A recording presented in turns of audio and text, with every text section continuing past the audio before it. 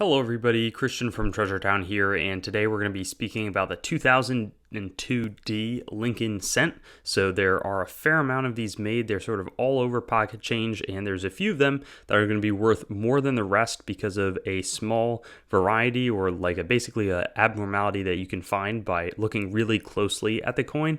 We'll also be going over mint errors, which can be worth a few $100, and it's sort of a more dramatic problem with some of the coins that have been found. So we'll go over those as well as just some general information about what condition you want to be submitting these coins in. You can pause it at this point if you'd like. The basic thing though, this is a zinc coin, so there's not really much precious metal value. Maybe it hovers around the 1 cent range, so what you could spend it for, but you can't melt these down, so don't do that. That will land you in jail. But the 2002D Lincoln Cent, there were over 4 billion of them made. And there are some that are just in really nice condition. There's almost no sort of spots or scratches or anything like that on the coin. And those will sell for $120 in Mint State 69 red. That's a grading scale from 0 to 70, but basically a flawless one still commands $120.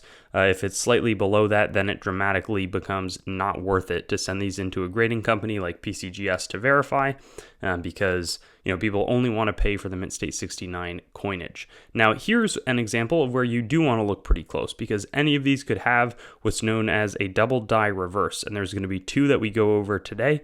But right here you can sort of see a spread. The coin has clearly been doubled, and it's like there's a split serif in the top of the U, as well as sort of some bars on each end of the second U, and same thing in the M. It looks like there's two of these letters. Same thing with the N. You can sort of see that split serif up top, and then continued shelving all through that lettering on E pluribus unum. I don't see it quite as well here, but there's going to be a little bit as well in the columns elsewhere on the reverse, but really the best place to look for it is in the unum. It's not worth massive numbers, but still, it's like $25, and you could find a Mint State 65 in your change. So that would not be out of the ordinary. Why not take a quick look and see if you can't find this somewhat rare coin? The next one has much smaller valuations, but it's basically like doubled knees. Lincoln is sitting in the memorial design on the reverse, and you can see a little bit of doubling, as well as doubling sort of a second sort of column protruding where it shouldn't be. But really, this one, you want to focus on those knees. People only would pay like $4 to $10, and it would be tough to find a buyer for something like this. But this is really the one that I would recommend looking for in that E pluribus unum lettering. There's also the errors. So this one was double struck. Somehow the coin was struck 75% off center after the initial striking. You can see the zinc under planchet and the metal here where it's just a copper coating on the 2002. This sold for $110, but would sell for a lot more today in 2011. Then after that, I've got this one that was just struck once, but it was well off center. This one sold for $360 recently, sort of reflecting the increases. And again, you can see a little bit of that zinc planchet shining through.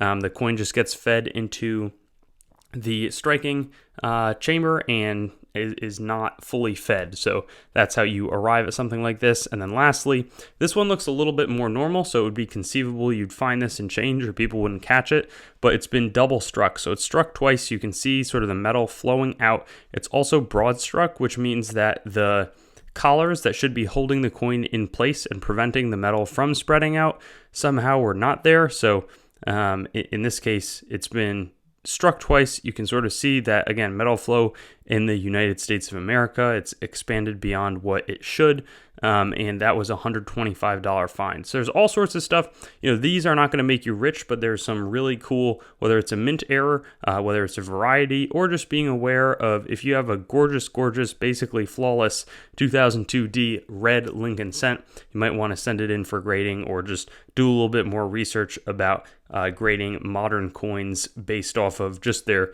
pure conditional value. But that's what we've got here. Hope that this was helpful, and I'll look forward to seeing you on some of my similar videos in the future. Thanks for watching the video. I'd encourage you to like the video, comment, and make sure to subscribe to my channel. And I also have Facebook, Instagram, Twitter, and some other social media platforms. You can also go to my main channel website, treasuretownYT.com, to learn more about the channel and sort of stay in contact. I also will eventually host all of these videos on coinsmetalscards.com, which will be both news, marketplace, and coin information. I do have the goal of eventually getting pretty much every US coin, date, mint mark, denomination on the channel with a similar video to the one that you just watched, and that will likely all be hosted there. And then I also have treasuretowncoins.com, which is sort of my coin dealing wing, coin dealing only entity that is a little bit less focused on content production. So thank you so much, and I'll look forward to seeing you on some of my other videos. I also have videos that are not just the date, mint mark, denomination recap in this format, so you can check some of those out, and I'll have fun seeing you there.